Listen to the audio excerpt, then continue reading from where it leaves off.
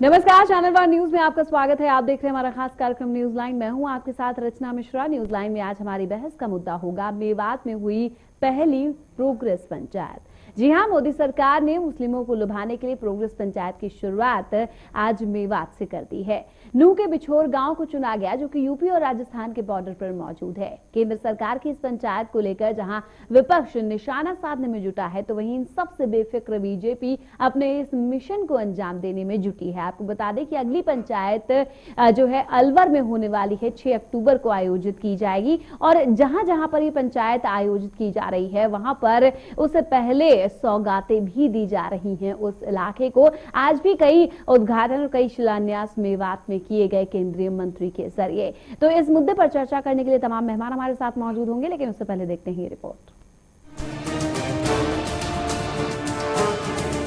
उत्तर प्रदेश में साल 2017 में विधानसभा चुनाव होने हैं। उससे पहले ही केंद्र में बैठी बीजेपी सरकार ने अल्पसंख्यकों को लुभाने के लिए नया दांव चल दिया है।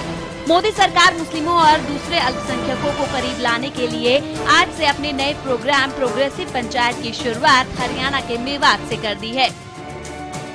इस कार्यक्रम की कमान केंद्रीय अल्पसंख्यक मामलों के मंत्री मुख्तार अब्बास नकवी के हाथों में है, जिसके तहत सुबह तकरीबन 10:30 बजे केंद्रीय मंत्री का काफिला हरियाणा के पलवल पहुंचा, जहां सबसे पहले हथीन में गर्ल्स हॉस्टल का उद्घाटन कार्यक्रम हुआ। तकरीबन 12 बजे केंद्रीय मंत्री का काफिला मेवात के मॉडल स्कूल कोहाना पहुंचा, जहां स्टाफ क्वार्टर का उद्घाटन भी किया गया। उसके बाद मेवात के बिछोर गांव में प्रोग्रेस पंचायत का आयोजन हुआ, जिसमें लोगों की समस्याओं को सुना गया। साथ ही चिलावली में गर्ल्स हायर सेकेंडरी स्कूल की आधारशिला भी रखी गयी। आपको बता दें कि इन इलाकों में जिनमें पंचायतों का आयोजन किया जा रहा है, उनको कई सौगातें भी इस मौके पर दी जा रही हैं। आपको बता दें कि मेवात हरियाणा का वो जिला है जो दंगों से प्रभावित रहा है। मेवात में मुस्लिम आबादी लगभग 70% है। मेवात में भी नूह की सीमा पर स्थित गांव बिछोर को चुना गया, जो उत्तर प्रदेश और राजस्थान की सीमा से भी लगता है। आपको बता दें कि मेवात के बाद दूसरी पंचायत 6 अक्टूबर को राजस्थान के अलवर में होगी। देश भर में अभी तक कुल 100 जगहों पर मुस्लिम पंचायत लगेंगी, जिसमें राज्य और केंद्र के नेता अधिकारी मौजूद होंगे। यानी हर महीने औसतन 25 से 30 पंचायतें आयोजित की जाएंगी। कोशिश होगी कि पंचायत की हर प्रॉब्लम का निपटारा मौके पर ही हो। आखिर में दिल्ली में अंत्योदय समागम के रूप में इस प्रोग्राम का समापन होगा, जिसमें खुद प्रधानमंत्री मौजूद हो सकते हैं। Minority affairs minister Mukhtar Abbas Naqvi ने ये प्रोग्राम तय किया है। नकवी खुद हर पंचायत में मौजूद रहेंगे। अलग अलग पंचायतों में नकवी के अलावा अलग अलग केंद्रीय मंत्री भी हो सकते हैं।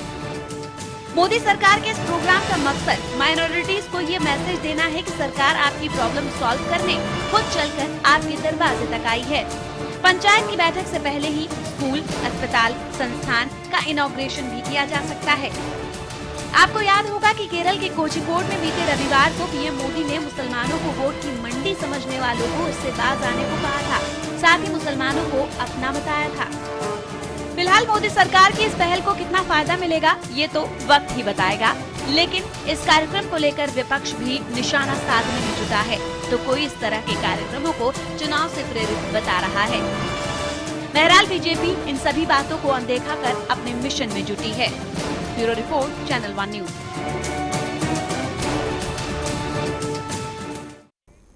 जी हां, प्रोग्रेस पंचायत की शुरुआत मेवात से की गई। हालांकि विपक्षी दलों की बात करें तो साफ तौर पर यह कहा जा रहा है कि इसे चुनाव से जोड़कर देखा जा रहा है। अब ये बीजेपी का साफ तौर पर यह कहना है कि उन इलाकों में अभी ये पंचायत नहीं आयोजित की जा रही जहां पर इलेक्शन होना है। बात अगर उत्तर प्रदेश की करें तो बेशक मेवात का जो बिछोर गांव है वो यूपी और राजस्थान की सीमा पर लगता हो, लेकिन कहीं ना कहीं यूपी से बिल्कुल अभी अलग रखा गया है इन पंचायतों को। मुख्तार अब्बास नकवी की बात करें तो उन्होंने साफ तौर पर मीडिया से कहा कि अभी इन पंचायतों को उत्तर प्रदेश में नहीं करेंगे, चुनाव हो जाएगा, सरकार बन जाएगी, उसके बाद देखी जाएगी। लेकिन अभी जो बात है ये प्रोग्रेस पंचायत, अब अगली प्रोग्रेस पंचायत 6 अक्टूबर को अलवर में आयोजित की जाएगी, राजस्थान के अलवर में। हालांकि इस पंचायत को लेकर मिलीजुली प्रतिक्रिया आ रही है, तो विपक्ष निशाना साधने में जुटा है। केसी त्यागी की बात करें, जेडीयू के नेता, तो उनका साफ तौर पर यह कहना कहना है कि इन पंचायतों से कुछ नहीं होने वाला, बल्कि तमाम और मुद्दे हैं, अगर उन पर ध्यान दे केंद्र सरकार तो जाहिर सी बात है कि लाभ कहीं ना कहीं मिल सकता है। तो चलिए इसी मुद्दे पर चर्चा करने के लिए हमारे साथ मेहमान मौजूद हैं। हमारे साथ मौजूद हैं वसीम अकरम त्यागी जी, जो कि सह संपादक हैं मुस्लिम टुडे के। वसीम अकरम त्यागी जी, आपका बहुत बहुत स्वागत है। और हमारे साथ पवन शर्मा जी मौजूद हैं, जो कि कांग्रेस के नेता हैं। पवन जी, आपका बहुत बहुत स्वागत है। आप दोनों मेहमानों के साथ इस चर्चा को आगे बढ़ाते हैं। सबसे पहले मैं आपसे जानना चाहूंगी पवन जी, जिस तरीके से बीजेपी ने आज मेवात से मुस्लिम पंचायत, जिसे प्रोग्रेस पंचायत का नाम दिया गया है, इसकी शुरुआत की है, कैसे देखते हैं आप इसे? मुस्लिमों को लभाने का एक तरीका बीजेपी ने खोज निकाला है, नए तरीके की बात कर रहे हैं। देखिए, मैं सबसे पहले तो अपने जवानों को आज बधाई देना चाहूँगा, जो एलओसी में घुस के उन्होंने पाकिस्तानी बैंकरों को ध्वस्त किया और आतंकवादियों को नष्ट किया। और उसके बाद में बात आती है जो ये मेवात में बीजेपी जो कार्यक्रम कर रही है, ये बेसिकली मेवात तो एक सहारा है और इनका इशारा पूरा यूपी है, जिसमें ये रियल में ही मुसलमानों को बरगलाने का काम कर रहे हैं। अगर इनको मुसलमानों की इतनी फिक्र थी तो बीच में कई प्रकरण हुए जिनमें साध्वी प्राची भी थी, योगी आदित्यनाथ भी थे और कई नेता थे जो अनर्गल बातें किया करते थे। उस टाइम तो मोदी साहब चुप होते थे, और आज जब इलेक्शन का टाइम आ गया तो इनको ये मुसलमान याद आ गए। तो ये तो इनके हाथी के दांत खाने की ओर, दिखाने की ओर हैं, या मैं ये कहूँ कि ये एक सांप है जो अपनी केंचुली बदल रहा है और आगे जानी पता नहीं क्या होगा। चलिए, आपकी इस बात का जवाब देने के लिए हमारे साथ बीजेपी नेता मौजूद नहीं है, वरना अच्छे से जवाब वो जरूर देते आपको। वार का पलटवार जरूर बीजेपी की तरफ से मिलता है, हालांकि फोन लाइन पर उनको लेने की कोशिश करेंगे हम। चलिए वसीम जी, मैं आपसे जानना चाहूंगी, आपका नजरिया क्या कहता है इस प्रोग्रेस पंचायत को लेकर? क्या लगता है कि कितनी कामयाब हो पाएगी बीजेपी? हालांकि मुस्लिम विरोधी होने का टैग हमेशा ही भारतीय जनता पार्टी पर लगता रहा है। इसकी एक वजह है, अब तक जो सेकुलर पार्टीज रही हैं, चाहे वो कांग्रेस हो, सपा हो, बसपा हो, कोई भी पार्टीज हो जी, उनकी तरफ से अक्सर क्या होता है, मुसलमानों को रिझाने के लिए रोजा इफ्तार पार्टी की जाती है, बिल्कुल, या टोपी लगा करके या गले में तौलिया डाल करके, या खुद को ये साबित किया जाता है कि हम मुसलमानों के हमदर्द हैं। दूसरे जो मुद्दे हैं मुसलमानों की एजुकेशन है, मुसलमानों का रोजगार है, उनके ऊपर ध्यान नहीं दिया जाता। यही काम भाजपा ने किया है, यही काम भाजपा मुसलमानों को रिझाना। अभी 2 दिन पहले मोदी जी का बयान था कि मुस्लिम वोट बैंक नहीं है, उन्हें पुरस्कृत करने की जरूरत नहीं है, उनको परिष्कृत करने की जरूरत। तो ये जो इस तरह का एक तुष्टीकरण की तरफ जो जाता है मामला, ये भी एक तुष्टीकरण की तरफ ही जा रहा है। नरेंद्र मोदी जी चाहे भले ही इसे प्रोग्रेसिव कह रहे हो, लेकिन मेवात का अगर जिक्र करें तो बीते 24 अगस्त को मेवात का एक कस्बा है तावड़ू, बिल्कुल, और उस कस्बा के पास में एक गांव है जिसका नाम है डिंगरहेड़ी। उस गांव के अंदर बदमाशों ने एक मकान पर धावा बोला, बिल्कुल, और उसमें 2 बच्चियों के साथ में, जिनमें से एक नाबालिग थी, बलात्कार किया गया, घर वालों के सामने किया गया, और फिर उन घर वालों को कत्ल किया गया। बिल्कुल, वो मुद्दा आज भी सुर्खियों में है। उस पर जो हरियाणा के जो चीफ मिनिस्टर हैं मनोहर लाल खट्टर साहब, उन्होंने कहा कि ये डिंगरहेड़ी जैसे मामले, छोटे मोटे मामले में इन पर ध्यान नहीं देता। तो कैसे हम समझ सभी दलों के नेता पहुंचे थे, सभी दल पहुंचे नहीं, भाजपा के भी नेता पहुंचे हैं वहां पे, भाजपा के मिनिस्टर भी पहुंचे वहां पे। लेकिन दूसरी बात यह है, कैसे ये कैसे मान लिया जाए कि आप हमदर्द हैं? आप एक तरफ कह रहे हैं कि छोटा मोटा मामला, ये छोटा मोटा मामला है क्या? इसी दिल्ली के अंदर बलात्कार हुआ था निर्भया का, तो पूरी दिल्ली जल उठी थी, और वहां 2 बच्चियों के साथ में रेप हुआ है, 2 लोगों का मर्डर हुआ है, हत्या हुई है, उसके ऊपर कोई ध्यान नहीं दिया गया, ना वहां कोई गया, ना सीएम ने उसका संज्ञान लिया। तो हम कैसे मान लें, कैसे स्वीकार कर लें कि ये जो भाजपा का ये पंचायत का जो खेल है, ये दिखावा नहीं है? बिल्कुल। तो कहना चाहते हैं आप कि जो हमदर्द बनने की कोशिश भारतीय जनता पार्टी कर रही है, बीजेपी कर रही है, कहीं ना कहीं वो चुनावों को देखते हुए ये सारा खेल जो है वो रचा जा रहा है। बिल्कुल। किसी का एक शेर है, किसी शायर का, कि सब हमारी खैर ख्वाही के अलम बरदार थे, सबके दामन पर हमारे खून के छींटे मिले। तो हम अगर कांग्रेस से शुरू करके भाजपा तक आते हैं तो कहीं ना कहीं रोल रहा है कि मुसलमानों के खून के छींटे जरूर किसी न किसी के दामन पर लगे हैं। यहाँ पर मेरे दोस्त बैठे हुए हैं, ये बता देंगे, इनके सामने इनके कार्यकाल में भी दंगे हुए हैं, और दंगा एक ऐसा दंश रहा है मुसलमानों के लिए जिसने उन्हें हर तरीके से पीछे पहुंचाया है। बिल्कुल, एजुकेशन के मामले में, कारोबार के मामले में, हर तरह से, सामाजिक मामले में, हर तरह से उनको पीछे धकेल दिया है। बिल्कुल। कितना सहमत हैं आप पवन जी त्यागी जी की बात से? देखिए, मैं त्यागी जी की बात से असहमत हूँ, क्योंकि इन्होंने सभी को एक ही थाली में इन्होंने तोल दिया है। जबकि मैं ये कहता हूँ कि कांग्रेस ने हमेशा ही, चाहे वो हिंदू हो, मुसलमान हो, जो गरीब तबका हो, उसको उठाने का काम किया है। और ये आप पिछले 60-70 साल में आप देख लीजिए। लेकिन सबसे ज्यादा राज कांग्रेस ने ही किया है इस देश पर, लेकिन मुसलमानों की हालत आज भी बद से बदतर होती जा रही है। आज भी वो शिक्षा के अभाव में जी रहे हैं, आज भी उनकी लाइफ में जो है कोई लाइफस्टाइल कोई चेंज नहीं हुआ है उनका। देखिए इसमें तो किस तरह से मालूम जाए कि आप मुसलमानों के हित? देखिए इसमें कहीं न कहीं जो मुस्लिम नेता हैं, जो आगे बढ़ के आए हैं, ये उनकी कमियां रही हैं। ये कांग्रेस की कमी या किसी सरकार की कमी नहीं मानता मैं, क्योंकि आज की डेट में देखा क्या जा रहा है कि जो 4-5 मुस्लिम नेता ही हैं वो आगे बढ़ते हैं, और उसके बाद में जो दूसरी लाइन की कोई पीढ़ी तैयार नहीं हो पाती है। और जो सुविधाएं मिलती हैं या जो स्कीमें हैं, वो अभी तक भी मैं मानता हूं कि अभी तक जो मुस्लिम हैं उनको पता भी नहीं है कि उनकी स्कीमें क्या चल रही हैं। तो ये बेसिकली जो एक लीडरशिप निकल के आनी चाहिए मुस्लिम नेताओं में, वो आई नहीं है। अगर वो आई गई है तो उसमें भी उन लोगों ने, नीचे के लोगों को बढ़ने नहीं दिया गया है। बिल्कुल उसी रास्ते पर भाजपा चल रही है। बिल्कुल भाजपा, जैसे कांग्रेस की तरफ से अवतार पार्टियां हुई थी, भाजपा ने भी करानी शुरू कर दी। कांग्रेस की तरफ से 2012 के बाद में राहुल जी ने दिल्ली में ही मुसलमानों की मीटिंग बुलाई थी, ऐसी अब भाजपा मुसलमानों की पंचायत कर रही है। तो और शर्मा जी से शर्मा जी आप मुझसे असहमत हैं, लेकिन मैं कुछ आपको एग्जाम्पल दे सकता हूँ। असम के अंदर आपकी गवर्नमेंट थी तो वहां पे दंगे हुए, तरुण गोगोई वहां पे चीफ मिनिस्टर थे। महाराष्ट्र के अंदर नारायण राणे और छगन भुजबल, जो दोनों उसके शिवसेना के नेता थे, उन्हें आपने सरकार में लेकर के मिनिस्टर बनाया गया, आपने पार्टी में लिया और उनको मिनिस्टर बनाया। तो ऐसा नहीं है कि आपके दामन पर सबके ज्यादातर नहीं, देखिए कहीं न कहीं जो पार्टियां होती हैं, अगर कोई आज कोई नेता है, वो अपना जो क्या कहते हैं अपनी विचारधारा अगर बदलना चाहता है, अगर वो बदल के किसी दूसरी पार्टी में जाता है, तो देखो कहीं न कहीं हर पार्टी जो भी है किसी नेता को उसका जनाधार देख के शामिल भी करती है। लेकिन कांग्रेस ने अगर कोई ऐसा एकदम दागदार चेहरा है या दागदार किसी के ऊपर धब्बे हैं, उसको कभी भी एक्सेप्ट नहीं किया है और उसको लिया भी नहीं है। नारायण राणे आपने लिए हैं, और वो नारायण के ऊपर कोई ऐसे इल्जाम नहीं है, ना उनके ऊपर कोई तरुण गोगोई जो है वो आपके चीफ मिनिस्टर भी रहे हैं, और उन्हीं के कार्यकाल में दंगे हुए। कार्यकाल में दंगे होना और उनमें शामिल होना अलग बात है जी, क्योंकि कांग्रेस ने हमेशा ही दंगे जो किए हैं, सरकार का फेलियर तो रहा है ना उसमें, कहीं न कहीं रहता है, ऐसा नहीं है। कांग्रेस ने फेलियर होने की कोशिश नहीं करी है, जबकि उसको ठीक करने की कोशिश। दूसरी बात, जिस मेवात में भाजपा पंचायत कर रही है, वहीं पर अभी 3 साल पहले फुल मोहम्मद नाम के एक वो थे डीएसपी, उन्हें जलाकर मारा गया था। वहां पे कांग्रेस की ऐसे तो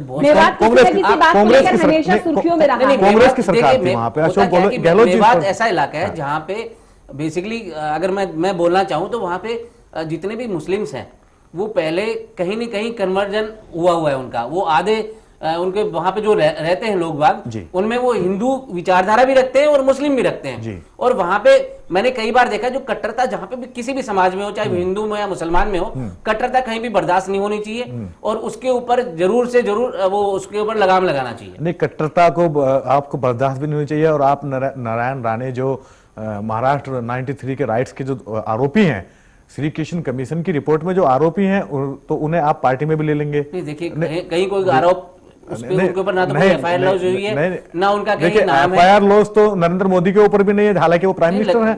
तो और एफआईआर लॉज जो है वो जगदीश टैटलर के ऊपर भी नहीं है। उनके एफआईआर लॉज है, टैटलर जी के खिलाफ एफआईआर नहीं है। उनके आरोप सीबीआई की जांच चली, उसमें वो बरी हुए हैं, इसमें कहीं बात ही नहीं है। लेकिन मुझे जो हमारी जो शिकायतें हैं, अगर मैं पर्टिकुलर एक मुस्लिम का, देखिए हम जो हैं यहाँ मुसलमान कोई अलग प्रजाति नहीं है, मुसलमान इसी देश का हिस्सा है। जी बिल्कुल। उसकी भी वही जरूरतें हैं जो आपकी जरूरतें हैं। 100%। जो पूरे पूजा पद्धति है वो यहाँ हिंदुस्तान है, बहुधर्मी देश है। हर 2 किलोमीटर के बाद में यहाँ हर चीजें चेंज हो जाती, पानी चेंज हो जाता है, लैंग्वेज चेंज हो जाती है। लेकिन ये क्या तरीका है कि जब 1947 में हम आजाद हुए थे, तब हमारा जो प्रतिनिधित्व था सरकारी सेवाओं में वो 47% था। जो आपकी सच्चर कमेटी आते हम सच्चर कमेटी पे आ गए, जहां हम मात्र 3% रह गए। बिल्कुल। तो ये इस चीज के लिए कोई तो दोषी है।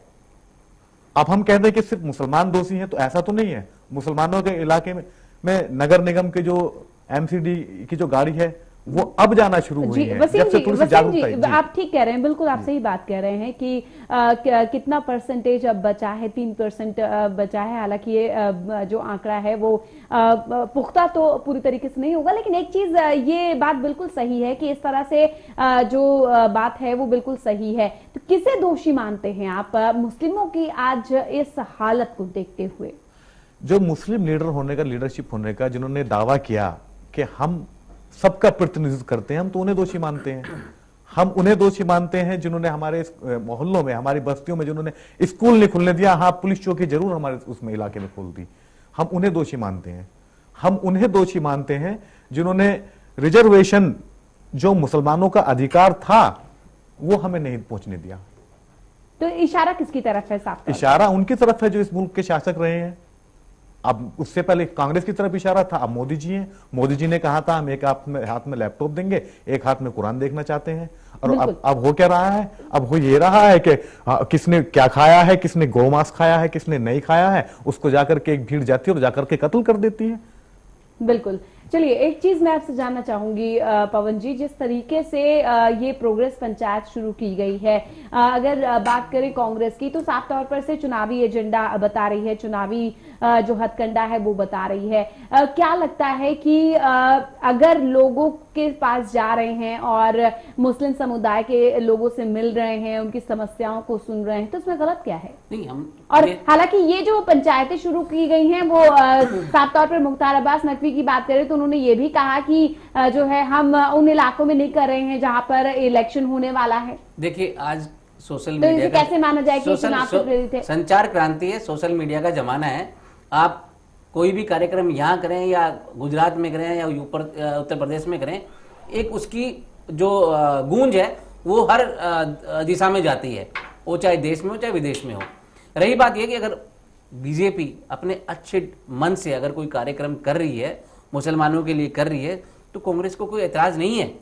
लेकिन उनका ये कार्यक्रम में कोई भेदभाव नहीं होना चाहिए। वो सिर्फ या तो जो किसी चीज का ध्यान भटकाने के लिए या कोई भी चीज को एक डाइवर्जन के लिए जाने के लिए काम करते हैं, बाकी इनका कोई इनसे लेना देना नहीं है। क्योंकि ये वो कहते हैं मुंह में राम बगल में छुरी वाली बात है। बीजेपी का ऊपर कोई भरोसा नहीं किया जा सकता, ये जो बोलते हैं वो करते नहीं है। बिल्कुल। त्यागी जी, नहीं, हमने तो भरोसा आप पर भी किया था शर्मा जी, हमने तो आप पर भी भरोसा किया था, लेकिन हम सच्चर कमेटी तक आप पहुंचे, हमने आप पे भरोसा किया था। दूसरी बात ये, मोदी जी पंचायत करें। मैंने पहले कहा कि डिंगरहेड़ी में 24 तारीख को डबल मर्डर हुआ है, 2 युवतियों के साथ में बलात्कार हुआ है, वहां पर आप नहीं जाते हैं और आप फिर ये भी कहते हैं हम उन राज्यों में पंचायत करेंगे जहां पर चुनाव नहीं है।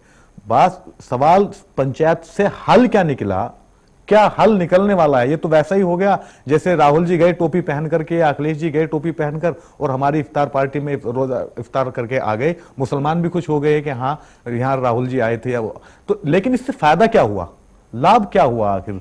तो हम अगर चाहते हैं तो मुसलमानों की जो दूसरी समस्याएं हैं, मुसलमानों के रोजगार की समस्याएं हैं, मुसलमानों की एजुकेशन की समस्याएं, स्कूल की समस्याएं हैं, वो क्या वो दूर हुई? और दूसरी तरफ जो एक सांप्रदायिकता बढ़ रही है मुस्लिमों को लेकर के, उसका क्या? एक तरफ आप त्यागी जी, ये जो समस्याएं हैं ये आज नहीं खड़ी हुई बिल्कुल हैं। ये समस्याएं शुरू से लेकर शुरू से चली आ रही हैं। और कहीं ना कहीं अगर बात की जाए मोदी की, तो मोदी सरकार को सरकार चलाते हुए, नरेंद्र मोदी को सरकार चलाते हुए तकरीबन 2.5 साल का वक्त बीत चुका है। उससे पहले माना कि 1-2 बार जरूर भारतीय जनता पार्टी की सरकार रही है केंद्र में, लेकिन सबसे ज्यादा शासन जो किया वो केंद्र सरकार में, केंद्र में रहकर कांग्रेस ने किया। तो कहीं ना कहीं सबसे ज्यादा जवाबदेही तो कांग्रेस की बनती है कि इतने लंबे समय तक आपने राज किया और मुस्लिमों के हितैषी अपने आप को आप बताते आए हैं, तो जाहिर सी बात है समय तो भाजपा को भी मिलना चाहिए ना। नहीं, भाजपा को 2.5 साल मिल गए, मिल रहे हैं अभी, और अभी 2.5 साल और बाकी हैं। आगे क्या होगा वो नहीं, लेकिन बीते इन 2.5 साल में क्या हुआ है मुझे आप ये तो बताइए। बीते इन 2.5 साल में, अब से पहले कांग्रेस थी, हम कांग्रेस को कोस सकते थे, अब कांग्रेस नहीं है, अब कांग्रेस अपोजिशन में है, लेकिन अब मोदी जी हैं। वही मोदी जी जो कहा करते थे एक हाथ में लैपटॉप और एक हाथ में कुरान, तो वो मोदी जी हैं, तो उनकी जवाबदेही बनती है। अखलाक मार दिया जाता है तो मोदी जी ट्वीट नहीं करते, हरियाणा के अंदर 2 बच्चों को पकड़ा गया, उन्हें गाय का इल्जाम लगा कि गाय ले जा रहे थे, गाय तस्कर थे, उन्हें पीटा गया, उन्हें गोमूत्र पिलाया गया और गोबर उनके मुंह में ठूंसा गया। मोदी जी ट्वीट नहीं करते, लेकिन ऊना में जैसे ही दलितों ने आंदोलन किया, जो गोरक्षक हैं, जो सो कॉल्ड गोरक्षक हैं, उनके खिलाफ मोदी जी ने तुरंत लेक्चर दिया। पूरा टीवी पर बैठकर कहा कि 80% तो इनमें गोरख धंधा करते हैं। तो वहां मतलब मुसलमान मारे जाएं तो कोई संवेदना व्यक्त नहीं होगी, लेकिन जब वही जुल्म आपके एक पर्टिकुलर वोट बैंक पे होना शुरू हो जाए तो फिर आप फड़फड़ा जाएंगे। तो ये तो दिखावा है ना, ये हाथी के दांत वाली बात है कि दिखाने के और है, खाने के और है। सबसे पहले पंचायत मत कीजिए, नहीं जरूरत पंचायत की, आपको करना है। आप जो नफरत, आपके जो गिरिराज सिंह बोलते हैं, जो कल भी उन्होंने ट्वीट करके कह रहे थे कि इस देश में एक बड़ा तबका देशद्रोही का, कौन देशद्रोही है वो, किसकी तरफ वो निशाना है, आप उसे कम कीजिए ना।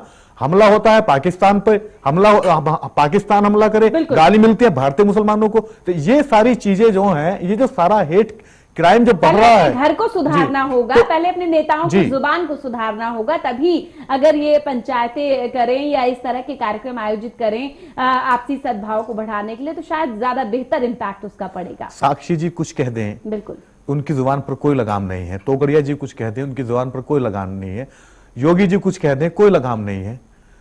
ये जो सारा का सारा प्रोपगंडा फैलाया जा रहा है, और व्हाट्सएप पे और उस पे फेसबुक पे ऐसे पेजेस मौजूद हैं जिनका काम ही सिर्फ मुसलमानों को गाली देना है। बिल्कुल तो वो सारा जो एक पोलराइजेशन होता है, वो उसके लिए क्या हम इतने बेवकूफ थोड़ी हैं कि किस लिए किया जा रहा है। बिल्कुल जाहिर सी बात है, हर इंसान समझता है, और मुस्लिम कोई अलग नहीं है, बल्कि हमारे ही समाज का एक हिस्सा है, हम ही में से हैं। नहीं, ये आप समझती हैं, मोदी जी को भी समझना होगा, उनके बारे में सोचना और समझना सभी को होगा। जाहिर सी बात है, आप दोनों मेहमान मेरे साथ बने रहिए। फिलहाल यहाँ पर रुकेंगे एक छोटे से ब्रेक के लिए, जल्द लौटेंगे। आप देखते रहिए चैनल 1 न्यूज।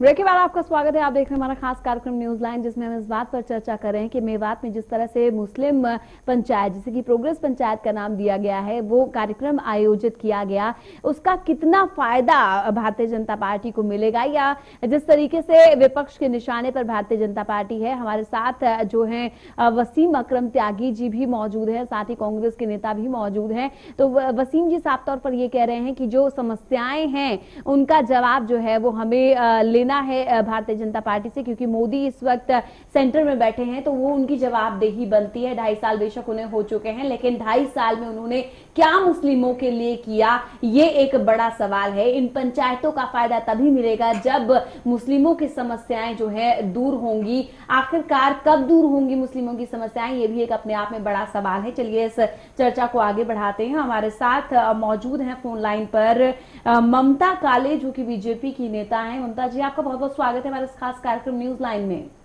थैंक यू जी। ममता जी, हम इस बात पर चर्चा कर रहे हैं, जो मेवात में आज प्रोग्रेस पंचायत की शुरुआत आप लोगों ने की, उसकी अगर बात करें तो कांग्रेस जो है साफ तौर पर निशाना साधते हुए ये कह रही है कि ये चुनावी हथकंडा है। जाहिर सी बात है, सोशल मीडिया का जमाना है। बीजेपी बेशक कितना ही कहे कि हम उन इलाकों से बिल्कुल दूर हैं जहां पर इलेक्शन होने वाला है, लेकिन कांग्रेस ये कह रही है कि सोशल मीडिया का जमाना है, उसका इम्पैक्ट तो यूपी में भी पड़ेगा। आप इसका जवाब किस तरह से देती हैं? देखिए रचना, सबसे पहली बात तो मैं ये कहती हूँ कि भारतीय जनता पार्टी का ये एक बहुत ही अच्छा कदम है जी, और इसकी बहुत ही सराहना की जानी चाहिए जी। एक कदम है हमारे मुस्लिम भाइयों को के लिए कुछ करने के लिए, उनको अपने साथ लेकर के चलने के लिए। जहाँ तक कांग्रेस पार्टी या अन्य लोगों का सवाल है, तो मैं उनके लिए सिर्फ यही बोलूंगी कि कुछ तो लोग कहेंगे लोगों का काम है कहना, और इन लोगों का काम सदैव ही कहने का ही रहा है। बहुत ही दुख की बात है कि जब भी कोई पॉजिटिव और कंस्ट्रक्टिव काम किया जाता है या कोई ऐसा कदम लिया जाता है, उसकी सराहना करने के बजाय उसकी भर्त्सना कर दी जाती है और उस चीज को खराब करने का प्रयास किया जाता है। ये लोग जो खुद को कहते हैं कि हम मुस्लिम के सपोर्टर्स हैं, तो इनको तो आगे आकर के ऐसे प्रयासों को वेलकम करना चाहिए। अगर ट्रू सेंस में ये लोग सपोर्टर हैं, ट्रू सेंस में चाहते हैं कि उनके लिए कुछ हो, पहली बात। दूसरी बात, हिंदू हो, मुस्लिम हो, सिख हो या ईसाई हो, हम सबसे पहले भारतवर्ष के नागरिक हैं। बिल्कुल जाहिर सी बात है। जी ममता जी, आपकी इस बात पर ममता जी आपकी इस बात पर हमारे साथ कांग्रेस के नेता हैं पवन शर्मा जी, कोई प्रतिक्रिया देना चाह रहे हैं। जी पवन जी। ममता जी नमस्कार। जी नमस्कार। मेरा सिर्फ एक सवाल है कि जब मुस्लिमों पे या किसी पे कोई बातचीत चलती है तो सबसे पहले साध्वी प्राची आती हैं, वो अपने बयान देती हैं, उसके बाद में योगी आदित्यनाथ जी आते हैं, वो जहर उगलते हैं, और रही सही कसर जो रहती है वो गिरिजा शंकर जी आपके बिहार वाले आके गिरिराज सिंह वो अपना पूरा काम कर देते हैं। उस टाइम पे कोई भी बीजेपी का नेता जो बड़े नेता हैं वो कोई कुछ नहीं बोलते हैं, उनका खुला छोड़ देते हैं कि वो जो चाहे वो बोले। और जब कहीं बात आती है किसी दूसरे समुदाय की तो आपके जितने भी नेता हैं वो आगे आ जाते हैं। तो मेरा सिर्फ यही कहना है कि क्या ये सिर्फ दिखावा है या आप रियल में ही कुछ पॉजिटिव सोच रहे हैं मुसलमानों के प्रति? जी, सबसे पहली बात तो ये है कि जब भी कोई पार्टी किसी विषय में बात करती है और पार्टी का जो स्टैंड होता है वो पार्टी का जो आला कमान होता है या तो उसके थ्रू आता है या प्रवक्ताओं के थ्रू आता है। बाकी किसी भी पार्टी में हर विचारधारा के लोग होते हैं, चाहे वो कांग्रेस हो, चाहे भारतीय जनता पार्टी हो, चाहे जनता दल हो या कोई भी पार्टी हो। तो जब लोग स्वतंत्र भारत में लोग अगर अपनी विचारों की अभिव्यक्ति करते हैं तो वो उनका अपना तरीका होता है बोलने का, किंतु उनको अगर कोई गलत बोलता है तो as far as BJP is concern उनको डेफिनेटली पुल अप किया जाता है। इसमें कोई शक की बात नहीं है। ये बात मैं आपको पूरी जिम्मेदारी के साथ बिल्कुल चैनल के थ्रू बताना। बिल्कुल ममता जी आपकी बात बिल्कुल सही है और हम मान रहे हैं इस बात को। आपने अभी कहा कि अगर हम जो है मुस्लिमों के लिए कुछ करते हैं तो लोगों का काम है कहना, लोग तो कहेंगे ही, और इसकी सराहना करनी चाहिए इस तरह के कार्यक्रमों की। आगे आकर वेलकम करना चाहिए उन लोगों को जो ये कहते हैं कि हम मुस्लिम हितैषी हैं। लेकिन हमारे साथ मुस्लिम भाई भी बैठे हैं जिनकी आप अभी बात कर रही थी कि हम उनके लिए आगे बढ़ रहे हैं, उनके लिए इस तरह के कार्यक्रम को आयोजित कर रहे हैं। वसीम अकरम त्यागी जी हमारे साथ मौजूद हैं, सह संपादक हैं मुस्लिम टुडे के। वो उनका ये साफ तौर पर कहना है कि मुस्लिमों की जो समस्याएं थी वो आज भी वैसी की वैसी ही हैं। हम जवाब नरेंद्र मोदी से लेना चाहते हैं और जाहिर सी बात है कि 2.5 साल हो चुके हैं। अब इन पंचायतों से आखिरकार मिला क्या? जो आज पंचायत हुई उससे फायदा क्या हुआ? 2.5 साल में क्या कुछ किया मुस्लिमों के लिए नरेंद्र मोदी ने? साफ तौर पर जवाब चाहते हैं। चाहती हूँ और ये पूछना चाहती हूँ उनसे कि क्या मुस्लिम भारतवर्ष के नागरिक नहीं है? क्या मुस्लिम उस भारतवर्ष के प्रथम नागरिक नहीं है? तो क्या जिसकी तरीके की जो भी पॉलिसीज या जो भी चीजें भारतवर्ष के नागरिकों के लिए हो रही हैं वो सबके लिए हो रही है, चाहे वो हिंदू है, मुस्लिम है, सिख है या ईसाई है, किसी भी समुदाय या किसी भी प्रांत से वो आते हो, परंतु एंड ऑफ द डे सबसे पहले हम भारतवर्ष के नागरिक हैं। तो जो भी मोदी सरकार या कोई भी सरकार काम करती है वो भारतवर्ष के प्रत्येक नागरिक के लिए होता है। उसमें ये नहीं होता है कि मुस्लिम है तो इसके लिए नहीं है, हिंदू है तो इसके लिए है। है तो इसके लिए नहीं है। सॉरी, ऐसा नहीं होता है। बिल्कुल। ये शायद हमारी समझ की कमी। और दूसरी ममता बात- जी हमारे साथ सह संपादक मुस्लिम टुडे के ममता जी, वसीम मेरी अकरम बात- जी हैं, वो आपसे कुछ पूछना चाहते हैं। ममता जी मेरी बात सुनिए। नमस्कार पहले तो आपको। जी, तो फिर नमस्कार। मैं आपसे बात मैं पूछना चाहता हूँ ममता जी, अगर यही चीज यही पंचायत कांग्रेस करती, बसपा करती, सपा करती या और अदर पार्टियां करती जो आपके साथ गठबंधन में नहीं है, तो आपका रवैया होता कि आप मुस्लिम तुष्टीकरण कर रहे हैं। आपकी पार्टी के नेता उन राज्यों में मुसलमानों की गवर्नमेंट बताते हैं जहां पर भाजपा शासन में नहीं है। तो ममता जी, ये जो हेट, जो नफरतें हैं, जैसा अभी शर्मा जी कह रहे थे, ये जो नफरतें हैं जो आपकी पार्टी के नेता रात दिन उगलते रहते हैं, ये कैसे कम हो? ये देश सबका है, बेशक सबका है, मगर आपके लोग जो हैं, वो आपकी पार्टी के जो लोग हैं, वो क्या कहते हैं? इस देश को हम क्या बनाएंगे? इस देश को हम हिंदू राष्ट्र बनाएंगे। ममता जी, ये आखिर जो डबल फेस है, डुअल फेस, ये कब तक चलेगा आखिर? पहले मुसलमानों को ठगा गया रोजा अफ्तारी के नाम पर, अब कोशिश की जा रही है पंचायत के नाम पर, ये कब तक चलेगा आखिर? वसीम जी, जहाँ तक ये सवाल है कि लोगों को ठगा जा रहा है, इस बात से मैं बिल्कुल भी अग्री नहीं करती हूँ। ड्यूल फेस की जो बात है, ये बात कहीं पर नहीं है, क्योंकि जो नहीं, मेरा कहने का मतलब ये था, अगर यही पंचायत कांग्रेस करती तब आप कहते कि आप मुस्लिम हितैषी होने का दम भर रहे हैं और आप हिंदुओं की तरफ ध्यान नहीं देते, आप मुसलमानों की ही तरफ ध्यान देते हैं, तब इसी तरह के बयानात आपके नेताओं की तरफ से आते। वसीम जी, मुझे ऐसा कोई स्टेटमेंट केंद्र सरकार का जो भारतीय जनता पार्टी की है, मुझे जब से सरकार बनाई है, मुझे कोई ऐसा स्टेटमेंट याद नहीं आता है जिसमें कभी इस तरीके की कोई बात हुई हो। तो पीछे तो वो क्या है फिर? वो रामजादे और हरामजादे, वो तो आपकी मिनिस्टर ने दिया था। वो रामजादे और हरामजादे, वो तो आपके ही मंत्री हैं। वो तो उन्हीं का बयान था ना। गिरिराज सिंह आए दिन बोलते रहते हैं, वो सरकार के सदस्य हैं ना, मिनिस्टर भी हैं जी। अगर कोई व्यक्तिगत तौर पे कुछ बोलता है, वो उसकी सोच है, जी। वो पार्टी की सोच नहीं है जी। किसी की भी व्यक्तिगत सोच को। ऐसे तो कांग्रेस में भी बहुत लोगों ने नहीं, बहुत बोला है। व्यक्तिगत कैसे? मिनिस्टर की बात, मिनिस्टर तो भारत सरकार का मिनिस्टर है वो जी। नहीं, वसीम जी, ओवैसी एक मुस्लिम लीडर है, वो किस तरीके की नहीं, ओवैसी मुस्लिम लीडर, लेकिन मुसलमान उन्हें लीडर नहीं मानते अपना। मुसलमान उन्हें अपना लीडर नहीं मानते। इसीलिए मैं कह रही हूँ, आप जी। कह रहे हैं ना नहीं मानते हैं जी। इसीलिए मैं कह रही हूँ, तो क्या पूरी मुस्लिम फर्टिलिटी को जी। हम ये बोले कि ये उनकी आप सोच है, ओवैसी के ऐसा खिलाफ नहीं बोलिए, आप आप ओवैसी के ऐसा खिलाफ नहीं बोलिए, है। बेशक बोलिए, इसीलिए लेकिन मैं कह रही हूँ, नहीं, वही वाली बात थी ना। जब आपका, जब केंद्र का मिनिस्टर कहता है, जब भारत सरकार का मंत्री कहता है, तब तो पार्टी की जिम्मेवारी बनती है ना, तब तो आपकी सरकार की जिम्मेवारी बनती है ना। भारत सरकार के किसी भी प्रवक्ता ने, किसी भी व्यक्ति ने जी। इस तरीके की बात कभी नहीं करी। नहीं, रामजादे और हरामजादे जिन्होंने कहा था, साध्वी निरंजना ज्योति जो है, वो मिनिस्टर हैं आपकी गवर्नमेंट में।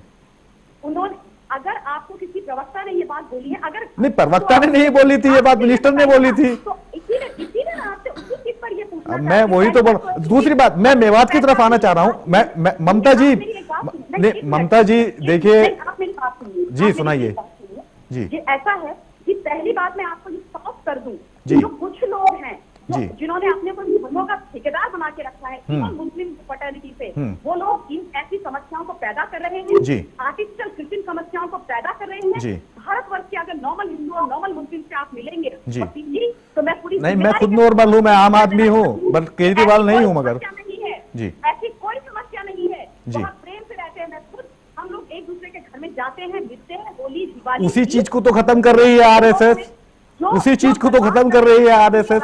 जो इस देश की गंगा जमनी तहजीब है, जो इस देश का रिश्ता भाईचारा है, उसे ही तो खा रही है आरएसएस, उसी चीज को। गलत बोल रहे हैं। नहीं, मैं गलत नहीं बोल रहा हूँ, ये तो पूरा देश बोल रहा है, सारा देश जानता है इस चीज को। मैं दूसरी बात, ममता जी आप मेरी बात सुनिए, एक minute Mamata ji listen to मी।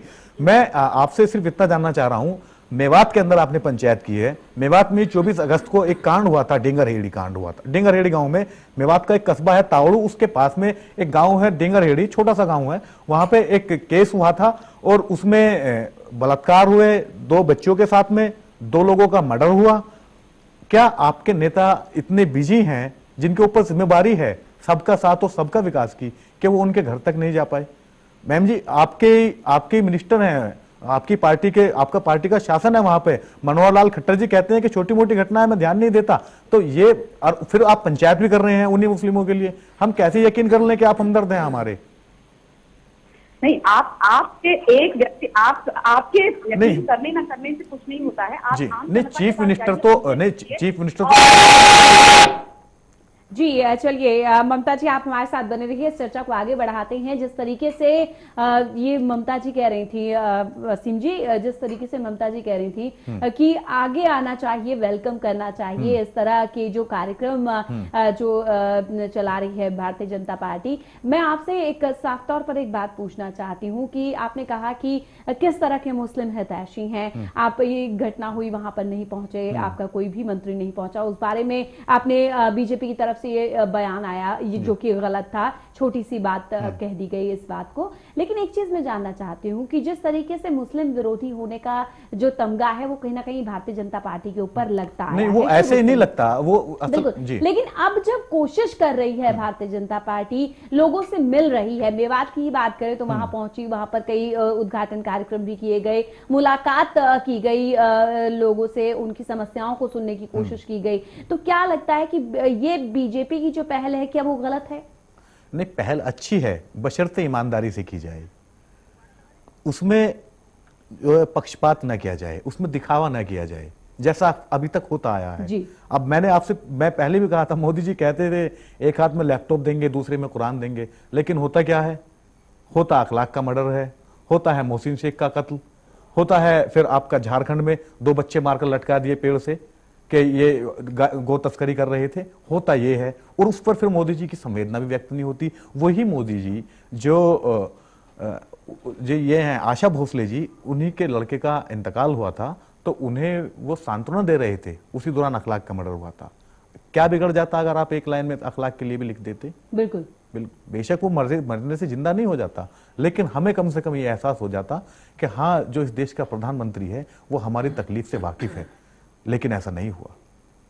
लेकिन जो भी केरल में पिछले दिनों नरेंद्र मोदी ने साफ तौर पर कहा, सबका ध्यान उस ओर भी केंद्रित था कि मुस्लिमों को वोट बैंक नहीं समझना चाहिए। मुस्लिम अगर वोट बैंक होते तो 19% आबादी है उत्तर प्रदेश में मुसलमानों की जी। एक भी मेंबर ऑफ पार्लियामेंट नहीं है भारतीय लोकसभा के अंदर, ये पहला वाकया है।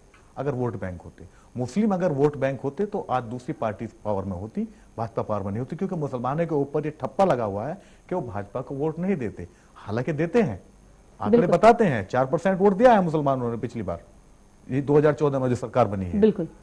चलिए मैं पवन जी आपसे जानना चाहती हूँ, इसमें एक चीज और मैं आपसे कहना चाहूंगा, आप मुसलमानों की भागीदारी कितनी रखते हैं अपनी पार्टी के अंदर? कितने मुसलमानों को आपने टिकट दिया चुनाव लड़ने के लिए? कितने मुसलमानों को आपने राज्यसभा में भेजा? कितने मुसलमान आपके पार्टी के अंदर पदाधिकारी हैं, पदों पर हैं?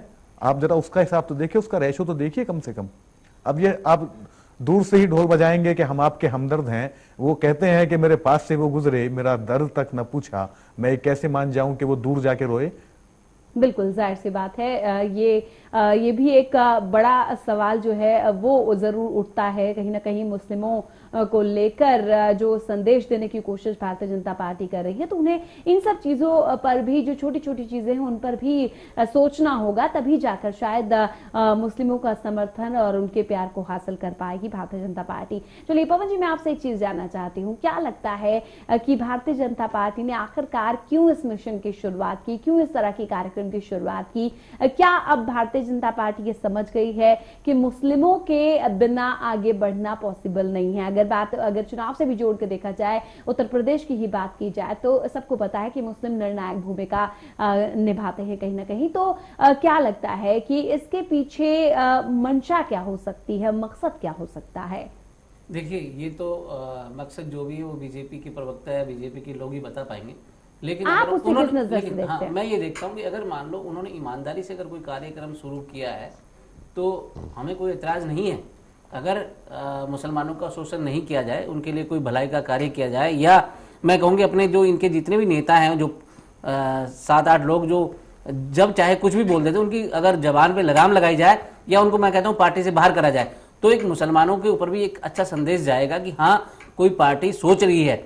लेकिन मेरे हिसाब से आज तक तो ऐसा कुछ हुआ नहीं है, क्योंकि प्रधानमंत्री जी के खुद के ऊपर दाग लगे हुए हैं। वो प्रधानमंत्री बनने से पहले या कुछ एक उस टाइम पे भी एक इंसिडेंट हुआ था जिसमें उन्होंने बोला था कि कुत्ते तो ऐसे ही शायद कुत्ते का पिल्ला, हाँ, तो वो उस पर कोई संज्ञान नहीं लिया था। तो ये तो देखिए इनकी सोच और उनके कार्य की शैली अलग अलग है, ये सारे लोग मानते भी हैं। आज की डेट में मैं तो ये कहता हूं कि आज सोशल मीडिया के ऊपर अगर कोई आदमी एक सरकार का अगर बुराई भी कर दे या प्रधानमंत्री जी के अगेंस्ट में कुछ लिख भी दे तो इनके पैड वर्कर जो हैं वो पूरा उसको देशद्रोही घोषित कर देते हैं और ये अपनी ऐसी मुहिम चलाते हैं जैसे कि मतलब ये और उनके अलावा कुछ है ही नहीं। जबकि हर आदमी, हर नागरिक, जो चाहे हिंदू हो, मुसलमान हो, सिख हो, ईसाई हो, भारत के अंदर उसका पूरा बराबरी का हिस्सा होना चाहिए और उसको बराबर का ही हिस्सा कांग्रेस ने देने की कोशिश हमेशा की है और करती रहेगी। नहीं, इसमें मामले में मुसलमानों की आपसे शिकायत नहीं है पवन जी, मुसलमानों की आपसे शिकायत नहीं है। हम फिर भी ये कहते हैं 47% से हम 47 में हम 3% रह गए, इसके जिम्मेदार तो कांग्रेस है। देखिए जी, उसमें भी कई देखिए कारण है, सामाजिक कारण भी हो सकते हैं। आज की डेट में देखिए कहीं भी आज मैं एक पार्टी पॉलिटिक्स की बात नहीं करना चाहता और उसको पार्टी पॉलिटिक्स के ऊपर मैं देखना चाहता हूँ। आज एजुकेशन हर परिवार में होनी चाहिए। सरकार जो है 10वीं क्लास तक मुफ्त शिक्षा देती है जी, और उसमें ये परिवार का हिस्सा है कि अपने बच्चों को वो बढ़ाए, आगे पढ़ाए, लड़कियों को बराबरी का हिस्सा दे, लड़कियों को भी उतनी तरजीह दे जितनी बच्चों को देती है। दूसरा, दरअसल आपकी पार्टी ने क्या किया, कांग्रेस ने, उसने मुसलमानों से पूछा नहीं और उनके ऊपर लीडर थोप दिए गए। उसने पूछा नहीं कि सलमान खुर्शीद को आप अपना नेता मानते हो नहीं मानते, मगर थोप दिया गया कि हाँ ये मुस्लिम फेस है। ऐसी अहमद पटेल के साथ में किया ये इन चीजों से वो कहते हैं मैं खिलौने दे के बहकाया गया हूं, तो ये मुसलमानों के साथ हुआ है। उसी रास्ते पर चल रहे हैं मोदी जी। मोदी जी के जो टू फेस हैं, डुअल फेस, खाने के ओर हैं, दिखाने के ओर हैं। उनकी पार्टी के जो लोग हैं जो लिबरल अपने आप को साबित करना चाहते हैं कि वो लिबरल हैं, तो वो बताएं तो सही। ये पलायन का जो मुद्दा उठता है उसे आप हिंदू मुस्लिम से जोड़ देते हो। सबसे पहले वो कानून व्यवस्था का मुद्दा होता है। आप कहते हो गाय बचाइए, तो गाय बचाना क्या आपका ही फर्ज है? गाय बचाना तो सभी का फर्ज है। आप भैंस भी तो बचाइए ताकि दूध मिल सके बच्चों को, उसमें दूध में मिलावट ना हो। आप कहते हैं गंगा बचाइए, आप हिंडन भी तो बचाइए, जमुना भी तो बचाइए। नदी तो वो भी भारत की है, उनसे भी लोगों की खेतियां होती हैं, सारी चीजें होती हैं। तो ये एक जो हाईजैक करने की जो चीजें हैं, पहले कभी गाय को हाईजैक कर लिया, कभी गंगा को हाईजैक कर लिया, कभी धर्म को हाईजैक करने की कोशिश तक की जाती है। अगर आचार्य ना बोलें, आचार्य बीच में अगर दखलंदाजी ना करें, तो ये जो ठेकेदार बनने की कोशिश की जाती है भाजपा की तरफ से कि मान लो वो कहते हैं कि हर विपक्षी उनके लिए देशद्रोही है, गद्दार है, तो ये कहां तक चलेगा? आचार्य जो शंकराचार्य है उनको भी देशद्रोही घोषित कर देते हैं अगर वो सरकार के अगेंस्ट में बोलते हैं तो। चलिए, मैं आपसे जानना चाहूंगी वसीम जी कि जिस तरीके की बात आप कह रहे हैं कि आज आप हितैषी बनकर दिखा रहे हैं, आप पंचायतें कर रहे हैं, इन सब चीजों से कोई फायदा नहीं होने वाला। नहीं, मैं ये नहीं कह रहा फायदा नहीं फायदा कितना फायदा हुआ है, होगा या हुआ है, ये बात जरूर उठाई जा रही है। लेकिन उत्तर प्रदेश में विधानसभा चुनाव होने हैं, देश का सबसे बड़ा सूबा है। क्या लगता है कि इसका असर वहां पर चुनावों में पड़ेगा? हालांकि बीजेपी की अगर बात करें तो वहां पर पूरी तरीके से कहा जा रहा है कि बीजेपी सत्ता में आएगी, सबका साथ सबका विकास लेके आगे बढ़ रही है। और क्या लगता है कि इसका मैसेज कितना सही जाएगा, कितना प्रभावित करेगा उत्तर प्रदेश का चुनाव? हो सकता था ये बातें सच होती जिस दिन अखलाक का मर्डर हुआ था, हेट मर्डर, उसी दिन अगर मोदी जी उठ करके अखलाक के घर चले जाते तो हो सकता था कि उन्हें मुसलमानों से कहने की जरूरत ही नहीं पड़ती कि आप मुझे वोट दे दीजिए। मगर हुआ क्या, अखलाक के ऊपर ही मुकदमा दर्ज करा दिया गया, उसी की फैमिली के ऊपर गोहत्या गया।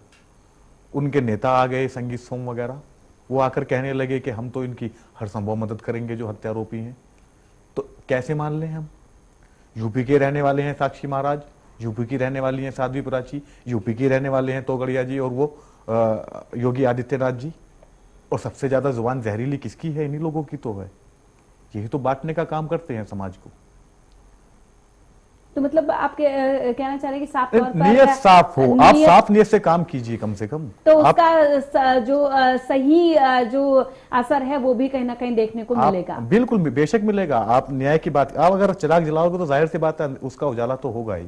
बिल्कुल हो सकता है कम हो लेकिन होगा ही, मगर बशर्ते वो जो चिराग जलाया गया है वो चिराग ही हो, वो दिखावा ना हो। बिल्कुल जाहिर सी बात है। आपको क्या लगता है पवन जी, कितना प्रभावित होंगे ये उत्तर प्रदेश के चुनाव इस तरह के मिशन, इस तरह के कार्यक्रम को लेकर? हालांकि कांग्रेस की बात करें तो कांग्रेस भी पूरे दमखम के साथ मैदान में उतरी हुई है। शीला दीक्षित के रूप में चेहरा भी उतार दिया गया है मैदान में और खाट सभा की जा रही है। बेशक खाटें लुट रही हूँ इस दौरान। देखिए, अगर ईमानदारी से कोई भी कार्य किया जाए तो उसके लिए सबसे बड़ी अच्छी बात होगी। लेकिन 2.5 साल में भारत की जनता, सारे लोग सब जान चुके हैं किस बिहाफ पे मोदी सरकार सत्ता में आई थी, किन जुमलों पे आई थी। आज की तारीख में जितने भी मिनिस्टर हैं, इनके खुद के मिनिस्टर खुद कहते हैं कि कहाँ जुमलों में फंसा दिया हमें, जो हमारे गले की हड्डी बन गए हैं। तो ये चीज़ें हैं कि वो जनता सब जानने लग गई है। अब जो काम करेगा वो राज करेगा। अगर मोदी सरकार भी अगर कोई अच्छा काम करती है, चाहे वो मुस्लिम के लिए, दलित के लिए या दूसरे भी जितने भी लोग जो भारत के निवासी हैं उनके लिए, तो हो सकता है जनता चुनेगी उनको।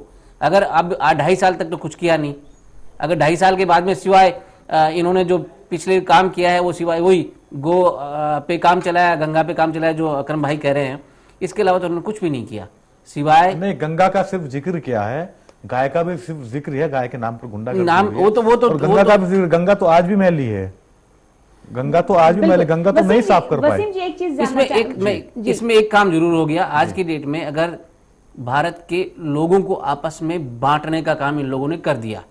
जो सरकार के अगेंस्ट में बोले वो देशद्रोही है और जो उसका फेवर करे वो हिंदुस्तानी है। असल में ये जो सच, कोई अगर सच का आईना इनको दिखाना चाहे तो वो सच का आईना देखने की इनकी हिम्मत नहीं है, उसको वो देशद्रोही हमेशा घोषित कर देते हैं। जी, मैं वसीम जी आपसे जानना चाहूंगी, ऐसा नहीं है कि मुसलमान भारतीय जनता पार्टी में भी नहीं है। अगर बात करें इन प्रोग्रेस पंचायत की तो इसकी कमान कहीं ना कहीं केंद्रीय अल्पसंख्यक मंत्री मुख्तार अब्बास नकवी के हाथों में है।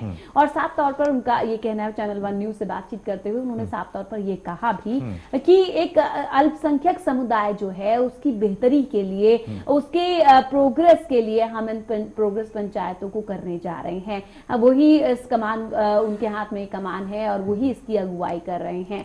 तो क्या लगता है कि इस तरह के नेता जब, जो कि भारतीय जनता पार्टी का दामन शुरू से ही उन्होंने थामा हुआ है, तो क्या इसका भी कोई इफेक्ट पड़ता हुआ नजर आता है? देखिए, एक चीज है, सरकार फंड देती है मदरसों के लिए, जाहिर सी बात है मदरसे मुसलमानों के बच्चे पढ़ते हैं, सरकार फंड दे रही है मदरसों के लिए, और सरकार के ही सदस्य हैं और इत्तेफाक से वो लोकसभा के भी सदस्य हैं, वो कहते हैं कि मदरसों में तो आतंकवादी पल रहे हैं। तो इसका क्या भारतीय सरकार आतंकवादियों को पैसा दे रही है? वो सरकार की शाख पे सवाल निशान लगा रहे हैं। दूसरी तरफ वो कहते हैं, एक इनके फैजाबाद के थे कटारिया जी, उन्होंने कहा कि हम खत्म कर डालेंगे, जंग होगी। तो ये सारी चीजें जो हैं कि हम किन बातों पर यकीन करें? हम उस तरफ देखें जिस तरफ से ललकारा जा रहा है, या इस तरफ देखें जहां पंचायत की का एक, फिलहाल तो मैं ढोंग तो इसको नहीं कहूंगा क्योंकि अभी ये शुरुआत है इसकी भी परतें खुल जाएंगी। अभी तो इब्तिदाई इश्क है, होता क्या है, तो आगे आगे पता चलेगा कि क्या होता है। तो आगे पता चलेगा। मुख्तार अब्बास नकवी साहब हों, मुख्तार अब्बास नकवी को खुद ये सोचना चाहिए था कि वो अल्पसंख्यक मामलों के मिनिस्टर हैं और इत्तेफाक से वो माइनॉरिटी से उनका ताल्लुक है जी। तो क्या, जो मैं फिर वही कहना चाहता हूँ कि वो अखलाक के कातिलों को जो बचाने के लिए जो भाजपा के नेता बोलते हैं, क्या वो उससे इत्तेफाक रखते हैं? क्या वो संगीत सोम की भाषा से इत्तेफाक रखते हैं? जब इन्हीं की पार्टी के नेता कहते हैं कि मुसलमानों को पाकिस्तान भेजो, तो क्या वो उससे इत्तेफाक रखेंगे? उस चीज से इत्तेफाक नहीं रखते तो उनका विरोध क्यों नहीं किया? पार्टी स्तर पर कम से कम अपना विरोध तो दर्ज कराना चाहिए था।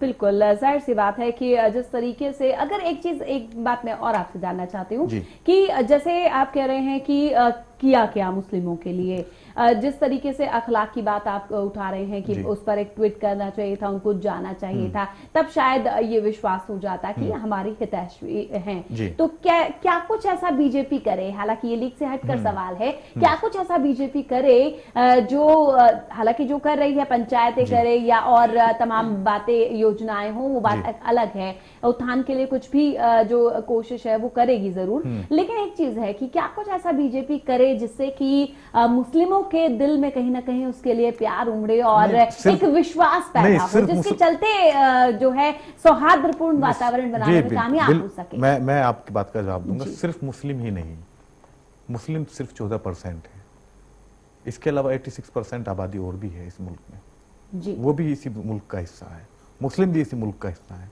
बीजेपी हो, कांग्रेस हो, कोई भी पार्टी हो, उन्हें वो करना चाहिए ताकि वो सबके दिल में अपनी जगह बना सके।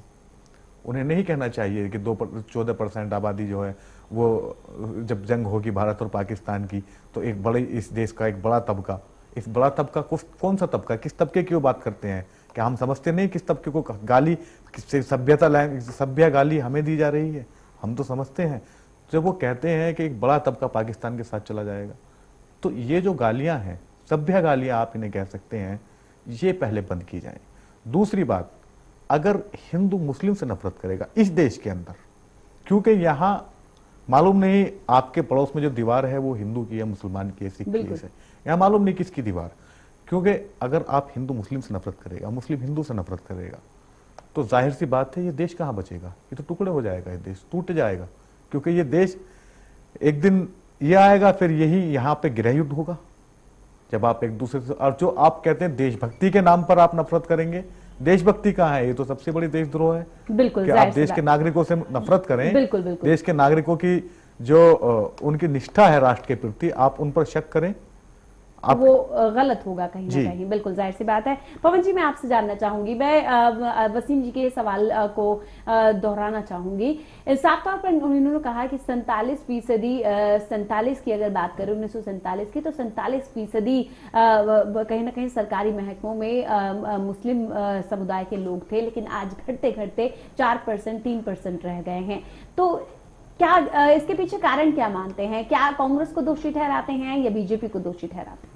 देखिए, सरकार का काम है फैसिलिटेशन करना या उनको सुविधाएं देना, सुविधाओं का लाभ उठाना उस समाज की या उस जो भी सरकार का काम पवन जी जागरूक करना भी होता है, जनता को बताना भी होता है कि आपके लिए ये योजना हम लेकर आए हैं। हर देखिए, आप टीवी में ऐड देखिए या अखबार में देख लीजिए, जो भी सुविधाएं होती हैं, जो भी सरकार, जो भारत, जो भी सरकार राज करती है, वो जरूर उनको डिस्प्ले भी करती है, बताती भी है।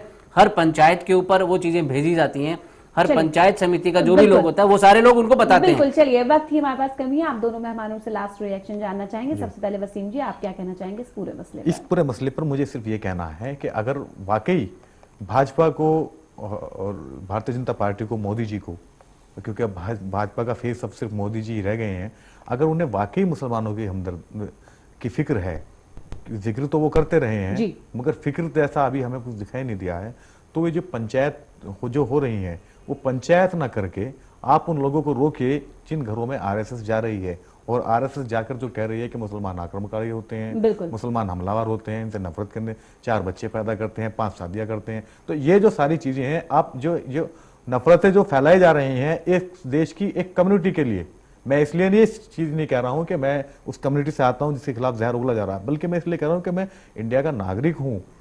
कल को अगर देश में झगड़ा होता है तो पर रोक लगानी इस तरह की जो बदजुबानी, चाहे वो मुसलमानों की तरफ से जो अमूमन कम होती है, गिने चुने 2 चेहरे हैं मुसलमानों के जिनकी बात को सीरियसली नहीं लिया जाता। बिल्कुल। लेकिन भाजपा का तो ये पता नहीं कि कौन हीरो बन जाए, बिल्कुल, कौन सी रात को कौन हीरो बन जाए। बिल्कुल बिल्कुल जाहिर सी बात है। तो इस तरह की बदजुबानी पर कहीं ना कहीं लगाम लगानी जी, इस पर लगाम। दूसरी बात ये, जो जैसा मुस्लिमों के साथ में जो कहीं पर भी, जैसे मेवात में हुआ, दादरी में हुआ या झारखंड में हुआ, इस तरह जो होता है वहां मुसलमानों के साथ में अगर कहीं होता है और आरोपी अगर दूसरी कम्युनिटी का है, सबसे पहले तो वो आरोपी है, कम्युनिटी बाद में आती है। आरोपी की कोई कम्युनिटी नहीं होती है, बिल्कुल इस बात को ध्यान में रखना होगा। उस पर ध्यान में रख करके उसको सबसे पहले, जैसे वो सभी पार्टी के लोग वहां पर जाते हैं, इन्हें भी कम से कम वहां पे जाना चाहिए। चलिए, बिल्कुल। क्या कहना चाहेंगे पवन जी, सिर्फ कुछ शब्दों में? देखिए, अगर ये सरकार ने अगर कोई शुरुआत करी है, अगर अच्छे मन से करी है तो उसका स्वागत है, लेकिन अगर चुनावों को ध्यान में रखते हुए और वही सिर्फ दिखाने की और खाने की और वाली बात है तो वो गलत है। बिल्कुल। चलिए, आप दोनों मेहमानों का मेरे साथ इस चर्चा में शामिल होने के लिए बहुत बहुत शुक्रिया।